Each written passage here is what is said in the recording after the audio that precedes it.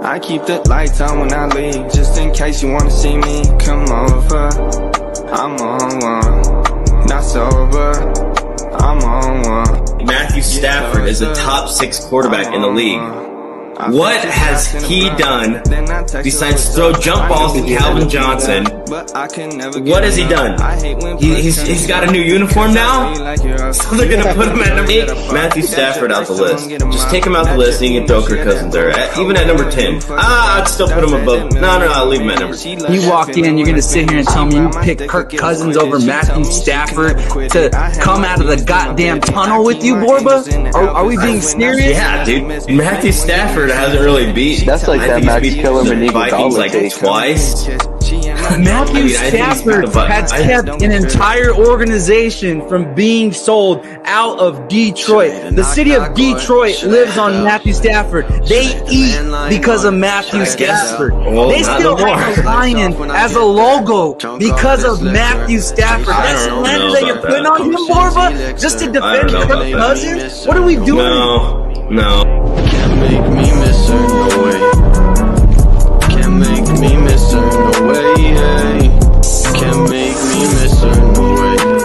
I keep the lights on when I leave, just in case you wanna see me. Come over, I'm on one, not sober, I'm on one. Get closer, I'm on one. I keep the lights on when I leave, just in case you wanna see me. Come over, I'm on one, not sober, I'm on one. Get closer, I'm on one, yeah.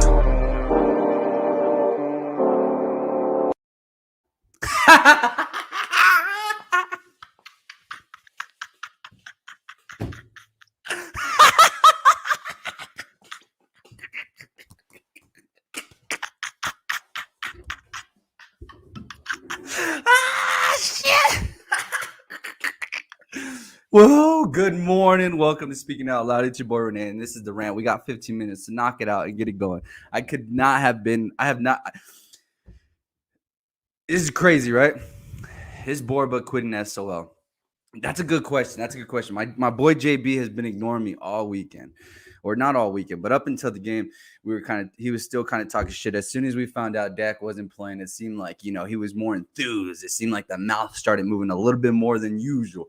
All of a sudden, he was willing to take wagers. He was willing. He didn't just want $5, $10 bets. He wanted $15, $20, $50 bets. Because in his eyes, he said, Cooper Rush, this is going to be the easiest deposits that I make this year. That was his mentality going into it. But that's where delusion, as Aaron Cheech said one time, delusion is a serious drug. It's a serious drug there. And we saw it yesterday. We saw it in Johnny. We saw it in Borba. We saw it bad just running through his veins as he spoke or as he texted or as he responded to the comments and messages. It was a disappointment because he forgot who dresses up every day as a quarterback for him. And that man, Kirk Cousins, the top 6 quarterback in the league. One of the greatest things to ever happen to Minnesota in the eyes of John Anthony Borba. And I don't mean to call out John Anthony Borba like I am right now, but I am calling him out because he didn't show up Sunday morning. I don't know what happened Saturday, but he didn't show up. He wasn't ready. He wasn't prepared. And I think he's the one to blame for Minnesota losing this game. I think if Minnesota Viking fans want to point any fingers, they should point it at John Anthony Borba. I think they should, because he didn't show up, and neither did his team, nor did his quarterback. But right away, whenever they made one drive, driving down quickly, easily, simply, down this Cowboys defense and scored a touchdown. Oh, it's too easy out there for Mr. Kirk Cousins, said John Anthony Borba. I must say correctly. I must put a little bit of respect right there in his name today, because it's a glorious day. And I know we didn't win the Super Bowl, and I know yesterday really didn't matter, which, I mean, you could tell because we didn't start Dak Prescott, even though, I mean, he was questionable going into it. But what we pulled off yesterday it was incredible. It was incredible. What I learned, I'm going to get off the JB shit right here because I've been shitting on him all day, all last night, and then I had to throw one in this morning. So just make sure if you see Johnny today, just give him a hug. Give him a fucking hug. He's gonna need it. He's gonna need it because he hasn't responded to me since halftime. I haven't gotten a response since halftime. The last thing I got from him, I'll tell you guys right now. I don't want to put nobody on the spot like that. But the last thing he told me was, I said, Cooper Rush might get in their ass. He said, no chance at all, right? And then he told me it's going to be a blowout. We're going to run through y'all. Kirk's going to show out, expose y'all's defense. I was waiting, and then the first series I thought so. And then I was like, damn, might be a long night. Our defense is pretty solid. But at some point, you got to think that the defense is going to be on the field too long because the offense isn't going to be able to create any type of movement there. So anyways, just give Borba a hug. He's going through it. Poor guy. I feel bad for him. But on my side, if you see me, just cheers and beers, guys. Let's keep it moving, baby. Cowboys are here. And what we learned from them, let's talk about the takeaway from the Dallas Cowboys that we saw yesterday. What the main thing is, that defensive line is legit. The defensive line is legit. Randy Gregory came to play as he has this entire season. We've been waiting for this type of performance, and the guy is more than likely going to get paid, and that's okay. I'm okay with that. Should he take a team-friendly deal? I think so, just because Dallas has been grinding it with him throughout everything that he's been through. So I'm looking forward to see how those contract negotiations go as we go ahead and go extend them going further. Because the one thing we have struggled with is finding a solid defensive pass rusher, but it seems like we got something now, and I'm super fucking excited. Micah Parsons had his best game yet. That defense really showed out. I was super impressed with them, man. There was a whole lot of talk, like JB was saying, that they were going to expose this defense, and I think a lot of guys had takes like that to. What are they going to do whenever they're matched up with weapons like the Minnesota Vikings have? Let's not discredit the Minnesota Vikings at all. That offense is very explosive. They're probably the best team in the league. If we're going to put it down like that, they've lost every game they've lost have been closer. It came down to the last second like it did yesterday, and they've been on the back end of those, which does suck. So I do feel for them because I've went through years and years of just continuous disappointment, and it might happen again. But hey, Cowboy fans, let's appreciate it. Let's enjoy it. And week by week, talk your shit, spit your shit, and let's keep it moving. Enjoy it though. Embrace it, because if this is a run that we're thinking in our own heads, but don't say it out loud. Don't say it out loud just yet, but say it to yourself. We have a fucking squad. And I'm not just talking about, we know what we have offensively. We've known that. We've known what we got there. Kellen Moore is dialing it in. Mike McCarthy's got to get some fucking credit. He's been getting shitted on because he's causing the Cowboys games, right? But they're edging it out. But Mike McCarthy is the only reason that they're still in those games. They should be blowing these teams out of the water, blah, blah, blah, blah. Yesterday was a perfect game plan game for that Minnesota team. It was beautiful. And in the second half, you saw the pressure start to amp up, and it was wonderful. Kirk Cousins didn't know what to do. I know a lot of people are shitting on the Minnesota coaching staff, but let's not act like Dallas didn't have anything to do with that. It wasn't just the coaching. It was the fact that Kirk Cousins had barely a second to throw the rock because we were already in the backfield. There was moments of Kirk Cousins getting smacked back and forth. You thought he was going to get sacked. You thought it was going to be a strip sack. We thought majority of the time Dallas was going to be in that backfield causing havoc. And we saw it yesterday. It was beautiful. So kudos to that fucking defense. And I'm so pumped because it has been years since we've had a defense of this caliber. So Cowboy fans, embrace the dubs. Eat them like Jameis Winston. Enjoy this win. It's not the Super Bowl. I get it for all you shit talkers that woke up this morning. Those are the same ones that were talking shit yesterday saying Dallas is going to get blown now, blah, blah, blah, regardless if they have Dak or not. They can't win this game. And now all of a sudden they wake up in the morning and they say, oh, the Vikings suck. The Vikings ain't good. They're 3-4, blah, blah, blah. But the energy on Saturday sure was, oh, the Vikings are going to beat the Cowboys. They're going to spank them. Oh, there's no Dak. Oh, it's going to be a wipe on the floor. Blah, blah, blah. Have the same energy, motherfuckers. You got to wake up with the same energy. Don't wake up with a different level of energy just because you haven't had your coffee. Have that same talking shit mentality that you had the day before. Don't start making excuses because we're not. We could talk about the flags. We could talk about the bullshit that was going on. That final drive, right? What? It was 3 Unnecessary roughness, super questionable ones, right? And then maybe the one that probably should have been called didn't get called. But no excuses, baby. Keep it moving. Keep it moving. We're here. Put the fucking star on your chest. Fucking Borba. Hug that motherfucker today. Give him a hug. First of all, let's find him. Let's find him first. Yeah? We got to find him. We got to get JB. Where's JB? Where you at? Where you at? Where you at? Let's find him first, but then after, let's just give him a little hug. Let's give him a little hug. God damn, man, I can't get over how awesome that was. It blows my mind. And Cooper Rush, it seemed like he didn't find rhythm up until the second half, right? Every pass that he'd thrown was behind the wide receiver. I was starting to get frustrated. I was on Twitter, SO_Rene. I was on Twitter just rambling about how, yeah, damn, if he would just lead a wide receiver, it would be a positive yardage for us every single time. And then finally, we saw it. Boom, slant across the middle. Touchdown. Same thing with Amari Cooper. CeeDee Lamb had a hell of a game. Had a crucial drop there that may almost cost the game, but it doesn't matter because what do? Keep that head up and keep it moving. And that's what Dallas is doing right now. So cheers to my motherfucking Cowboy fans. Here we go, baby. That spill was brought to you by TapeBranchRoswell.com. Go check them out here in Roswell, New Mexico. Appreciate you, Tape Branch Roswell. So now let's talk about the next topic here. Baker fucking Mayfield and the Cleveland Browns. Maybe the most disappointing team right next to the Minnesota Vikings of the year. I did watch this game. I watched it closely. My in-laws are Steeler fans, so I got to show them love every so often, as they should, because that defense in Pittsburgh is the only reason that they're still alive. It's the only reason that they're in games. It's the only reason that Big Ben still currently has a job. It's because of that defense led by T.J. Watt and my Fitzpatrick. That's a hell of a defense over there. It's a doghouse over there. They got a bunch of dogs, a bunch of war daddies is what they call them, right?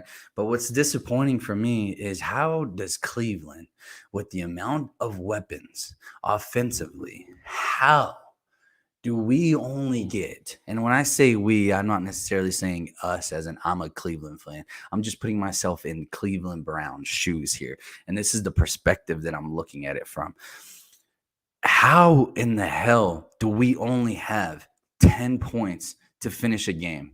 How in the hell do we not score one touchdown in the first half?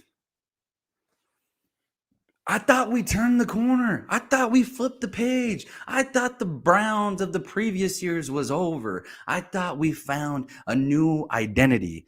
I thought we had arrived. I thought Baker Mayfield was part of the solution, not necessarily the answer, but part of the solution. And what hurts me is that I backed this guy, even though in my own head I've known that he's not it. He's not even a great time manager.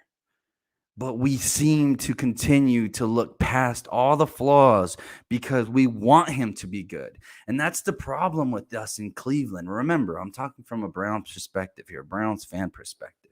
That's the problem in Cleveland.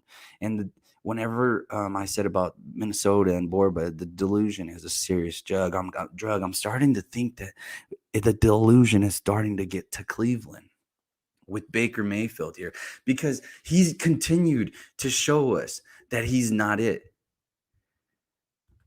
He's continued to show us that he's not the answer. He's continued to show us that he will lose his games. And I think it's time for me to jump off the bandwagon here. I think it's time for them to really start moving on. And maybe it's the injury. And if that's your initial reaction is that it's the injury, then why are we playing him? Why is he on the field? Why? If our excuse every time for Baker Mayfield right now is that he's hurt, then why the fuck is he on the field? Case Keenum, he did just as good as what Baker did, if anything better last week. And I get it, the defense from the Denver Broncos is a lot better is not as good as Pittsburgh, but still, with the amount of weapons that you have over there, Baker, what are we doing? 20 completions. The running game was ineffective, but that's the thing, is that what type of team are you? If you can only run the ball and that's the only thing you can do, you're only going to go so far. You may not even win a division. I mean, we've seen it before on other teams, right? We've seen this happen number of times, and it all goes back, pointing, scrolling around, back to the quarterback. Because that's the motherfucker that gets paid the most money. That is the most important position on the field. He is the one that can dictate whether you're going to win a game or lose a game outside of a goddamn kicker, right? And Baker Mayfield has yet to perform, has yet to show us. But if the excuse is that he's hurt, get him off the field, Stefanski. Why isn't Odell being utilized more? Or is it the fact that we just can't get the ball to him because of the lack of accuracy at the quarterback position? What is it? And at first I was saying we can't force the ball to Odell Beckham, but as of right now, we don't have another option. There's no options right now in Cleveland. And you have got to be frustrated as a Cleveland Browns fan because you don't know what the solution is to this problem. And it's simple. It's upgrading the quarterback position. And I hate to go here. I hate to go here because I want Cleveland to be good. I want Cleveland to succeed. But it's hard to think that they're going to win this division. It's hard to think that they're going to make some noise in the playoffs. It's hard to even imagine that this team is going to have success here on the back end of this. Easy. Imagine if Rodgers does go to Cleveland. Imagine. That's like LeBron James going back out there, right? You would assume champion. If fantasy perspective here, if Aaron Rodgers were to go to this Browns team right now, 100% in the AFC, that team is going to the Super Bowl. There's no team that I think could beat them if Aaron Rodgers was on that team, especially with Derrick Henry going out today. So T's and P's to him. Hopefully he gets better, and hopefully it's not season ending. But yeah, I don't think anybody with Aaron Rodgers could beat the Browns over there because they're missing what? Quarterback. Sorry, Baker. I think I have to jump off the train, man. And hopefully it proves me wrong down here at the back end of the season. But hey, put Case Keenum in. He's gonna give you the best opportunity to win right now because he's gonna. Cooper Rush outperformed Baker Mayfield yesterday. Also outperformed Kirk Cousins. Just throwing that little shade out there for you. But all right, man, let's talk about, here we go, San Francisco. Previous comments that I made before San Francisco, dumpster fire. Worst case scenario happened for San Francisco, and that was Jimmy G getting hurt, and then Jimmy G coming back, and Jimmy G not playing very well. But yesterday, Jimmy G played great. Jimmy G had a hell of a game. Jimmy G definitely won them that game. And that's what we're talking about, what we need from Baker. And is Jimmy G better than Baker? Yeah, he is.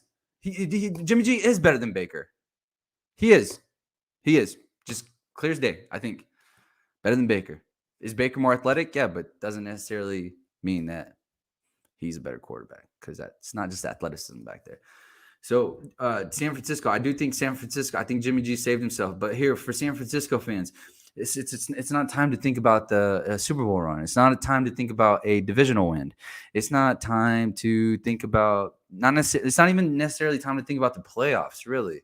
For San Francisco, what I think your main thought process should be, Jimmy G just needs to play well enough this season to be an asset going forward as far as trade value. Because Trey Lance is going to be the guy in San Francisco. And the only way that this team can elevate itself or without downgrading the team's performance would be Jimmy G having some type of value when it comes to trading him. Will he get traded before November 2nd or before yesterday, before the trade deadline? I doubt it. I do think his stock does go up as of yesterday, but let's not forget they did play a Chicago Bears team without Khalil Mack. But Jimmy G's got to play well. So if you're San Francisco, the way you're looking at this is you're not necessarily looking at the Super Bowl, nor are you looking at winning the division. Don't even look at the playoffs. Just look at Jimmy G to perform well, decent, better than average, better than your Baker, better than your Kirk Cousins. That way he can go get another contract. But most importantly, that way you guys can get assets for the draft, or you guys can get another player to bring in and be more effective, either offensively or defensively. I think San Francisco really wants a DB, right? Down long-term wise, you want another DB out there in the secondary. So San Francisco, I think Jimmy G's cooling the fires that were going on out there in California. I think they're a little bit slowed down. I think they're handling it very well, but how long will it last? Because that shit could fall apart next week because the schedule looks a little rough for the San Francisco 49ers. I mean, they got the Cardinals visiting, and then they got the Rams, 2 divisional games, which divisional games always seem to close. So if the 49ers can just pull out one of those, Jimmy G's value goes skyrocket. And then you got Jacksonville. But I'll tell you what, if you lose to Jacksonville, Jimmy G, hey, it's over, buddy. It is over for the San Francisco team if they lose to Jacksonville here in 3 weeks. Jimmy G is going to mean doo-doo. And you guys are going to get a 5th or a 6th or even a 7th round pick for someone like that if they cannot get past the weak-ass Jaguars team that looks like a Division II college team that could probably still lose to Alabama, even though Alabama is on top of it in the college football rankings. But that's how bad it is right now. That's how bad it is for Urban Meyer and that 2-finger discount out there in Florida. Ah, shit, man. San Francisco. Deshaun. If Deshaun leaves those masseuses alone and they can figure all that shit out, wouldn't be a bad fit in San Francisco, even though Miami's the one that's trying to go after him. But Miami is also a goddamn joke out here in the NFL. I mean, you got to put them right there with the Cleveland Browns and the Minnesota Vikings as far as disappointment. Is Tua done? Tua's only played 14 weeks. 14 full weeks in the NFL when they're already calling him a bust. He looks like a bust. He has the accuracy. He has the athleticism. He has all the tools for a quarterback. Just doesn't seem to be able to put it together. So what's the problem in Miami? I have no fucking idea because I think it's more than just a quarterback. It might be B-Flow out there. B-Flow is the coach. It might be, I mean, as of right now, I think their defense is decent. It's still pretty good, that defense. I mean, the defense is the only reason that probably Miami fans even watch the game because I don't know that there's anything to look forward to offensively. I don't even know if there's anything to look forward to as far as scoring. I don't even think they have a kicker that can put up points either. And that's no disrespect to the kicker. It's just the fact that this offense cannot move the ball down the field. And that might be a lack of play calling or that might be a lack of just performance on the offensive side of the ball. I don't know, Miami. Figure your shit out because everybody else in Miami is having a good fucking time except for you guys. So what's going on there?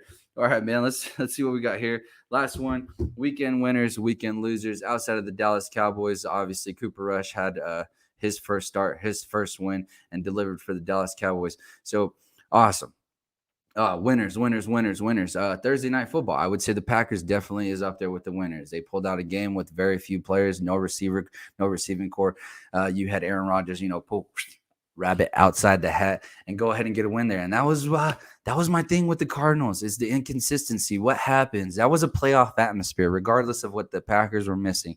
That was a playoff atmosphere game. That was a high level game to where the pace of the game was slowed down tremendously. And I think we saw the effect happen to the Cardinals. And that's where I say, whenever I talk about the Cardinals, is how will that offense react when the game starts to slow down and the possessions become very minimal? And I think that game spoke a lot. But it's only one game, right? That's what everybody's going to push on me about. It's one game. Chill out. It was against Green Bay Packers, blah, blah, blah. Let's not forget the Green Bay Packers were missing 5-6 superstars, okay? Defensively and offensively. Still didn't have their left tackle. Had no wide receivers whatsoever. And Aaron Rodgers still has a solid game. And don't get me wrong, Kyle Murray I wouldn't say he had a great game. He didn't have a decent game either. And he looked average. Keep the guy in the pocket. He can't really see. That's where his height is a factor there. You got to force him there. Don't let him get outside the pocket. But how long is that going to last, right? We've seen this before where these running quarterbacks where they have this speed that just is – he's the quickest guy on the field. Well, at what point does that catch up to you? At what point does the up-tempo college-style offense catch up to you when the game starts to slow down? I think that's what I'm talking about when we're talking about the Cardinals. Obviously the Browns freaking stink. The big loser there. But winner were the Patriots. The Patriots had a hell of a game yesterday. They were able to run the ball, but most importantly, that defense played well, very well. They were able to hold Justin Herbert to only 223 yards, 18 of 35 passing, which is awesome. Mac Jones, It's crazy because Mac Jones really does fit that Bill Belichick system so well. I mean, he's accurate, he's mobile, he's not the most athletic, but he can definitely still get outside the pocket and make a play. And he doesn't lose them games. That's all Bill Belichick wants, is don't make big mistakes that's going to cost us games. And the Patriots, you have to give them credit. We can't go on here and start saying that that the Chargers suck, that the Chargers aren't great, the Chargers aren't that good. Here's the problem, Chargers. These are the kind of games you got to win because you got KC in your goddamn division. So if you want to pull away, these are the big games that you want to win. And that's why I'm going to stamp you with the biggest losers of the week, because you had a chance, as we said before with the Oakland Raiders, you have to take advantage of the games that you're supposed to win, because if you are elite, that's what you do. And whenever you have a juggernaut like the Kansas City Chiefs in your division that could potentially spark at any point in this season and make a hell of a run, which may start today on Monday Night Football when they go ahead and smack the New York Giants right in the goddamn mouth, what's going to happen? What's going to happen in California is going to not only be the Fires from San Francisco, but they may make their way all the way to LA, all the way to SoFi Stadium, and that shit may just blow up if this Chargers team does not get their shit together. That's what might happen. Guys, I appreciate you guys watching me. TateBranchRoswell.com. Everybody be on the lookout for John Anthony Borba and just keep it flowing. I don't know if he deactivated the Facebook yet, but hey, when he turns that bitch back on and those notifications keep flooding in, it is going to be interesting. But remember, you give him a hug with every compliment. Give him a compliment. And when I say compliment, I mean, don't tell me, oh, bro, you look big. No, just let him know, hey, Cowboys won. That's a compliment. Cowboys won. And then, give him a hug. And then, he might wipe. But that's what we do here. Keep it moving, baby. Cowboys Nation, what's up? Cheers and beers, baby.